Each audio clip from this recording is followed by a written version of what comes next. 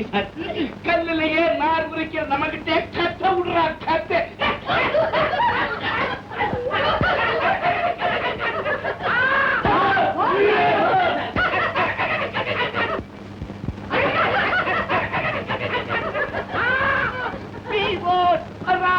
நான் வரதுதான். ஆமா, நீங்க எல்லாம் சேர்ந்து எங்க இங்க வந்திருக்கீங்க? இங்க போஸ்ட்மேன் இருந்தாரு எங்க? அதுதான் உங்க வழக்கமாச்சு. அதையா நான் கேட்டேன்? நீ அதையும் கேட்க வேணாம். உங்க ஆபீசர் எங்க? முதல்ல அதை சொல்லு. என்ன பிரமாதமா மிரட்டுறீ? ஆபீசர் வந்துகிட்டே இருக்காரு. வரட்டும். ஆபீசர் வராரா? என்ன உங்க பாட்டனா வருவாரு? வெளியில எட்டிப்பாரு, அப்ப தெரியும்.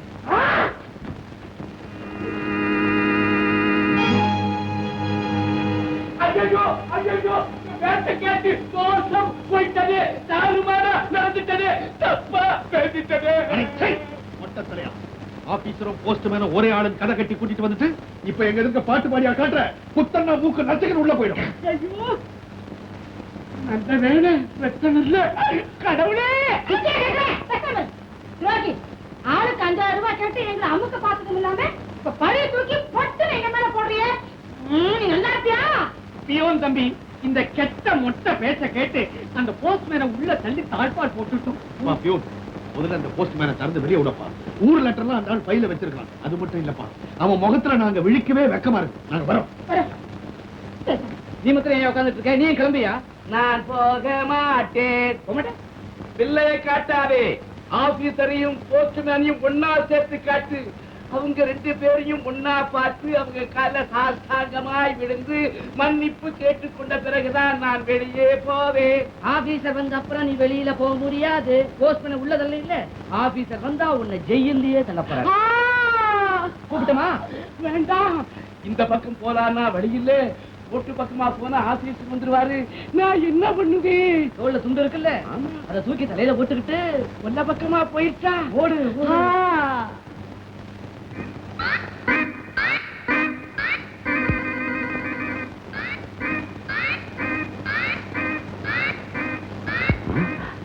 இது ஒரு கதவு இருக்குது.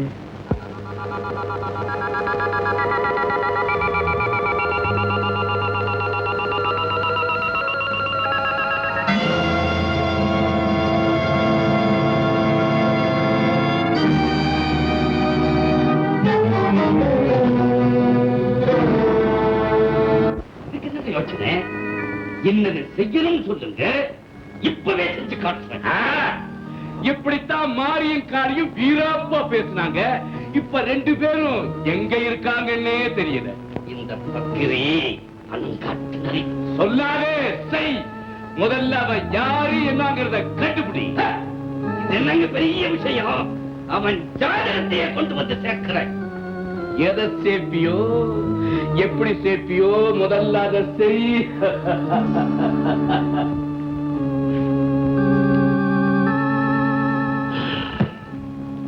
எப்பேற்பட்டவனையும் ஒரு நொடியில எடை போட்டு பழக்கப்பட்டவன் நானு. என்னாலேயே அவன் யாருன்னு கண்டுபிடிக்க முடியலையே. அதை சொல்லத்தாங்க நான் வந்தேன்.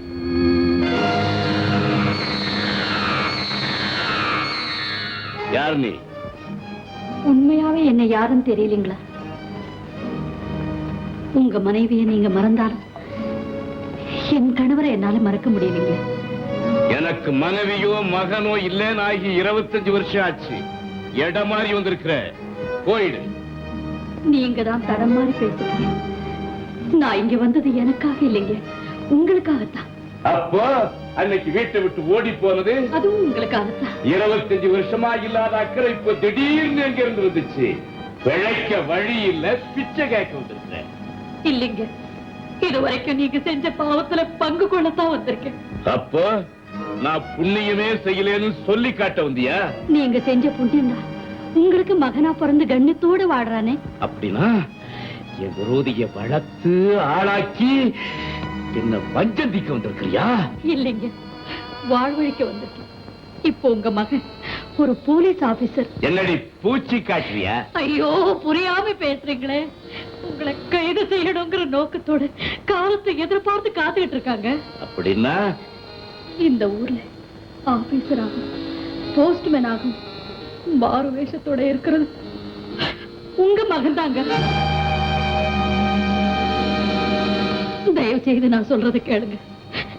இங்க இருந்து தப்பிச்சு எங்கேயாவது தலைமறைவா போயிடுங்க. பார்வதி, உன் அனாதையா விட்டுட்டா போ சொல்ற. மலை போல உங்க மகன் இருக்கு, நான் ஏங்க அனாதையாகிறேன்? இனிமே அந்த மலை இருக்காது, இருக்கவும் விட மாட்டேன். அதை வெடி வச்சு தூள் தூளாக்க போறேன். இன்னுமா உங்க அரக்க குணம் மாறல? மனித உருவத்துல இப்படி ஒரு மிருகத்தனமா? இனி ஆண்டவனே வந்தால் உங்க தலைவிதியை மாத்தவே முடியாது. நில்லு. இனிமே நீ எங்கேயும் போக முடியாது. முளையிலேயே கிள்ளி எறிய வேண்டியத மரமா வளர்த்துக்கிட்டு வந்த உன்னையும் உன் மகனையும் ஒரு நல்ல நாள் பார்த்து இந்த உலகத்தை விட்டே அனுப்ப போறேன்.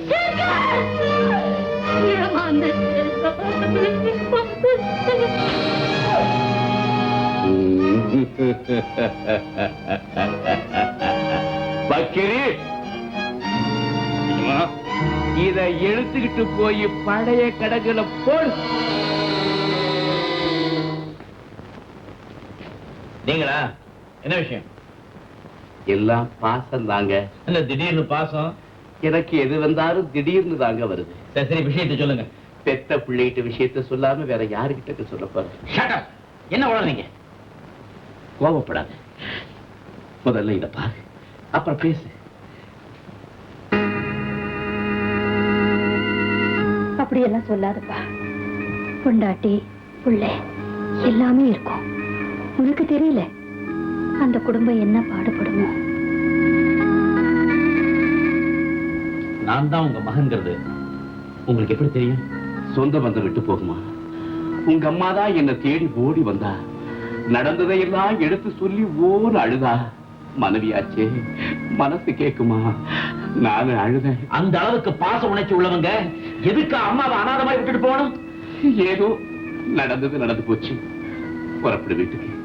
அங்கே உங்க அம்மா உனக்காக காத்துக்கிட்டு இருக்கிறா. என்ன பார்க்கணும்னா அவங்களை இங்க வந்து பார்க்க சொல்லுங்க.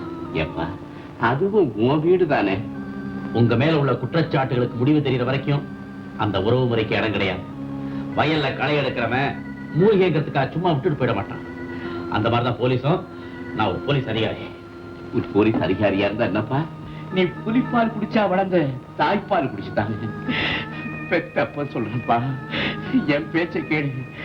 எனக்காக இல்லைனாலும் உங்க அம்மாவுக்காக ஒரு தடவை வீட்டுக்கு வந்துட்டு போ. நான் சொல்றது கேடு. டேய் சோமாரி, ஏன்டா இப்படி போய் சொல்ற? ஒரு வேலை வெட்டி இல்லாம இப்படி திங்கிறியே, உடம்புல ஒட்டுதான். அது எங்க ஒட்டுது? நான் தான் அது கூட ஒட்டிட்டே இருக்கிறேன். கொண்டாந்து கொட்டுங்க. ஒட்டவ ஏண்டா சாப்பிடுறியா இல்ல அள்ளி மடியில கட்டிக்கிறியாடா? கொட்டின வரைக்கும் போதும், இடத்த காலி பண்ணு. சுத்தி காலி போட்டு முழுகணும். அம்மா எங்க? இங்க தானே இருந்தாங்க. எங்க போயிட்டாங்க? அங்க ரொம்ப நல்ல அம்மா தெரியுமா? காக்கா, வீட்டுக்குள்ளே பறக்காதா? பேன்ல அடிபட்டு செத்து போவ. நல்ல அம்மாவா? உனக்கு ஏதாவது இருக்கா?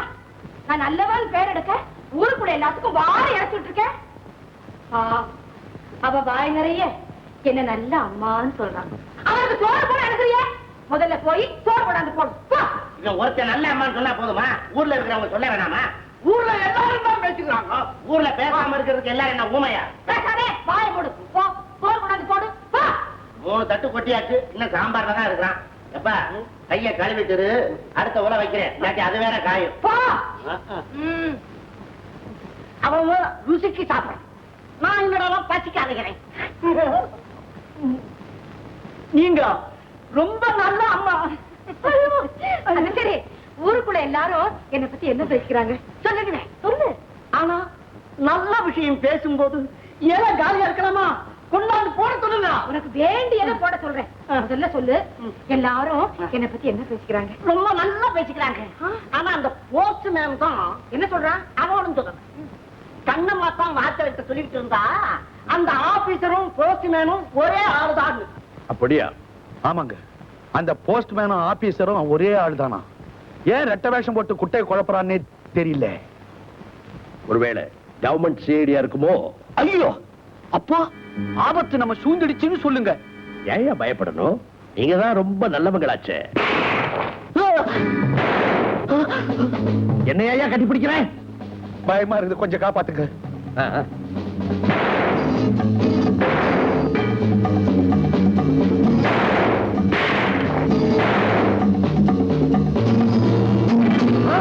ராஜா சார்,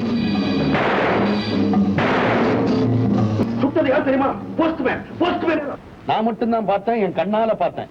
சத்தியமா சொல்றேன், அவன் போஸ்ட்மேன் சங்கரே தான்.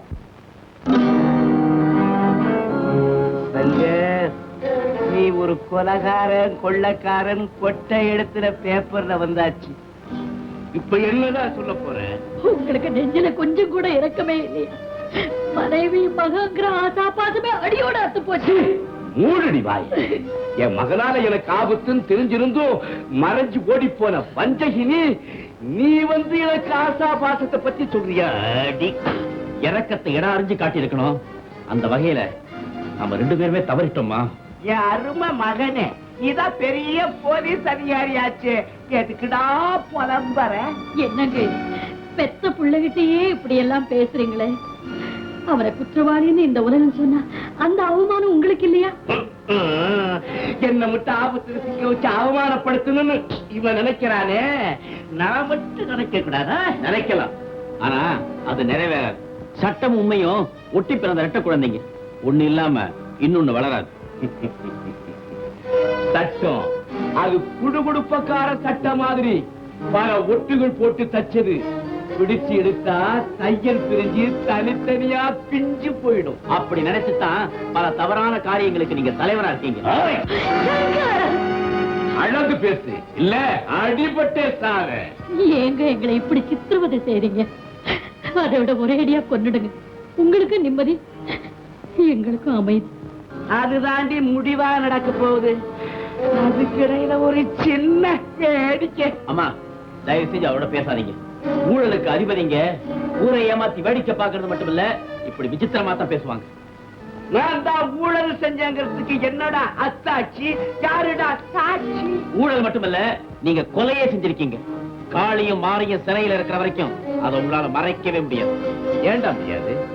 நாளைக்கு ஊர்ல உள்ள மக்கள் குரல் ஒரு முகமா என்ன நல்லவன் தேர்ந்தெடுத்தா அதுக்கப்புறம் என்ன குற்றவாளின்னு சொல்ல யாராலும் முடியாது. ஊர் மக்கள் உங்களை நல்லவர்னு சொல்ற அளவுக்கு முட்டாள்கள் இல்ல.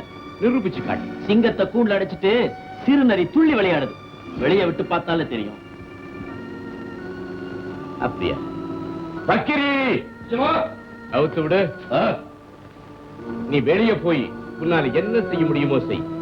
ஆனா ஒண்ணு, நீ இங்க இருந்து போன பிறகு உன் தாய் எங்க இருக்கிறான்னு அந்த யமனே வந்தாலும் கண்டுபிடிக்க முடியாது. அவ உயிரோட இருக்கணும்னா அதுக்கேத்த மாதிரி ஜாக்கிரதையா நடந்துக்க.